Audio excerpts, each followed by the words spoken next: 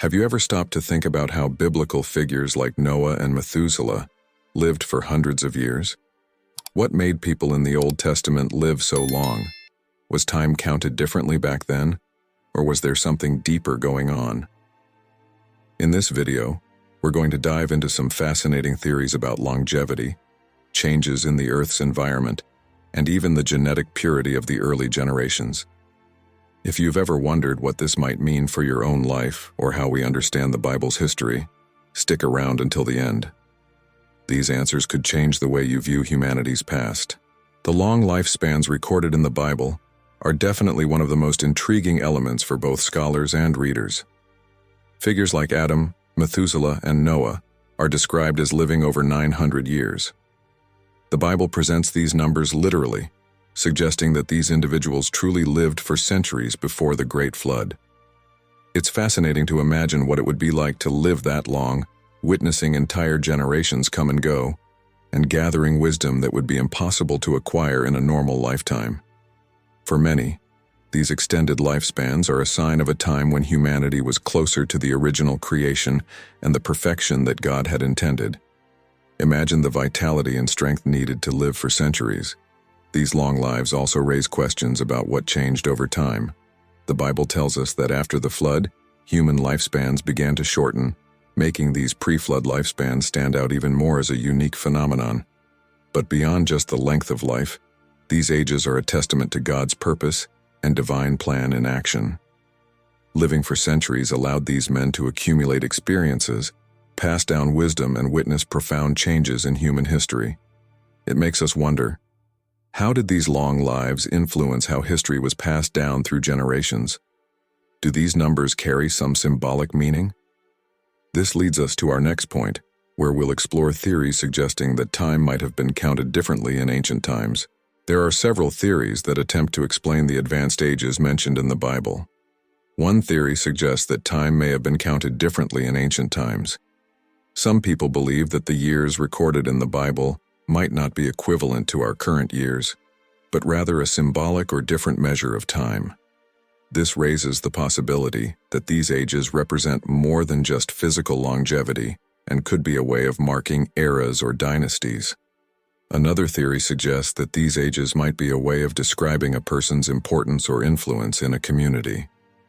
Instead of counting the exact number of years a person lived, these ages could be linked to family lines or dynasties, with leaders described as living through their descendants.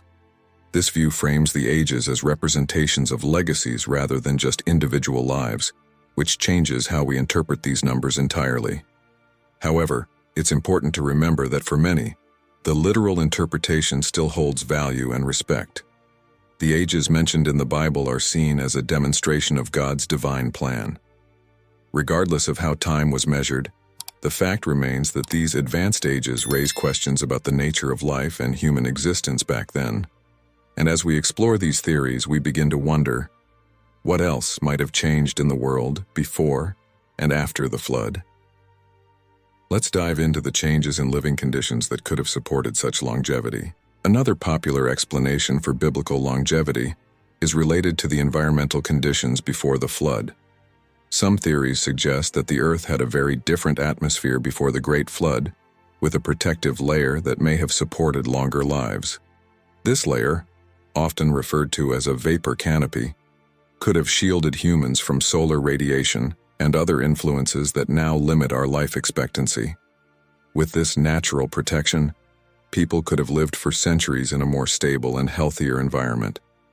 This change in living conditions also helps explain why, after the flood, human lifespans drastically decreased.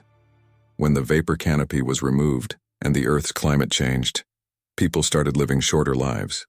Life on Earth became more challenging with new diseases, exposure to elements that didn't exist before the flood, and an overall harsher environment.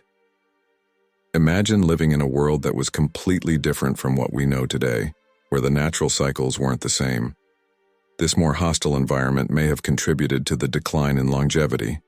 However, beyond environmental factors, another crucial element that could have influenced the longevity of the early generations was the state of the human genetic code. Before the flood, humans were still closer to the original creation, and as such, their DNA might have been purer and less susceptible to the mutations and diseases we face today. This leads us to our next point, where we discuss the hypothesis of a purer genetic code among the early generations of humanity. A fascinating theory about the longevity of the early humans revolves around the state of their genetic code. According to this hypothesis, the first generations of humanity, being closer to the original creation, had a much purer genetic code, with fewer errors and mutations. Human DNA at this early stage would have been practically free from the imperfections that would accumulate over time. This could explain why biblical figures like Adam, Seth, and Noah lived for hundreds of years. As time passed and generations multiplied, the human genetic code began to experience more changes. These mutations, over the centuries, made humanity more vulnerable to diseases and physical deterioration, which consequently reduced life expectancy. The idea of a purer genetic code before the flood also ties in with the notion that, after the flood, the Earth underwent significant environmental changes that directly impacted human health. Together, the environment and genetics contributed to the longevity of these biblical figures. This theory not only makes us think about longevity, but also about the current state of humanity.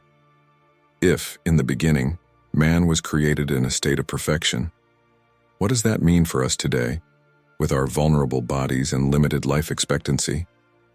The concept of a pure genetic code reminds us of our divine origins and the complexity of creation, while also making us question how science and faith intertwine in the search for answers about our nature.